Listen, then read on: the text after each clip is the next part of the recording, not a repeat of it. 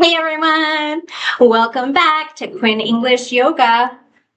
What I'm going to talk about today is the use of the blocks in yoga. If you're just starting out, or if you've never practiced, or even if you have some hesitations about getting into yoga because of some joint pain or back pain, I'm here to tell you that yoga is for all levels, but the block is what helps you ease into the pose and ensure that you're doing proper alignment. Because in yoga, there's no right or wrong, but you want to make sure that you're easing into appropriate alignment. And so let me show you what I mean. Make sure to like and subscribe and share with any beginner yogis or people that want to try yoga but are just like athletic, but they're just a little intimidated because they can't get into all the poses. This is a quick video tutorial for you and how to use the blocks. I've linked below my Amazon link of the blocks that I prefer. So if you want to check it out, they're right linked in my bio there. Go ahead and check that out. Make sure you subscribe and like to my video. The first pose that we're going to talk about is triangle pose. So when you're in triangle pose, you're basically your body, your right toe, let's say, for example, is pointed to the top of the mat. And the left foot is lined up perpendicular. So we know about that. We're perpendicular. So if you want to step up first and then align out that way. Okay. And so your hips now are here facing forward. Now, in order to ease into triangle pose, we want to get, you don't want to collapse your spine into the pose. You want to stay open and keep your heart open and wide, which is why a block is the perfect opportunity now. You don't have to hold a second block, but I just leave it.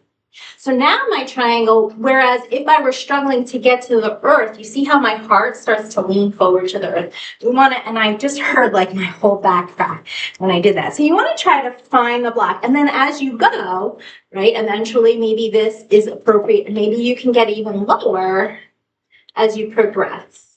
And then to flat part, and then it's all your body. Everyone's body is different, right? I'm 5'1"1/4", so I have different alignment. Everybody looks different in yoga. It's important to remember that. Let's try it the other side. And as you're coming down, you can place the block, find your alignment, get your core engaged. Okay, I love blocks for that reason. The second pose we're going to talk about is balance. Okay, and how often do we find that we're wiggling out of our balance? I really had to do something about the light in this. So for half moon, you can extend your reach. So half moon is like you're coming into a capital T. Maybe you're finishing up, let's say, a dragonfly twist. And then from here, you want to come into high moon. I already have my blocks in place above my hand. Or half moon, excuse me. And so this would be like a beginner start, just to sort of feel what the pose looks like. And after, over time, you can try to bring one arm up, right? You're gazing out in front of you. And then eventually, I'm sorry, this is Warrior 3. Half moon is when you're opening up to the side like this, and I still need a block from this just to sort of get me in place. And then once I'm established, then I can lift my torso, right? Okay, so there you have it. Half moon pose offers joint stability, balance, extending your reach. You can also, I love this for any sort of sitting, kneeling poses. See, I don't have to come all the way down and crush my thigh. I can still keep my posture aligned. Right? And then over time, eventually, my hips will reach the earth. Just not there yet. That's okay. But right now, I'm in between one block. And I'm getting down. I mean, 10 years ago, I was probably down here. That's the other thing. Our bodies changes with age. I have a whole series to talk about that. Anyway, like and subscribe. Go ahead and find my link below.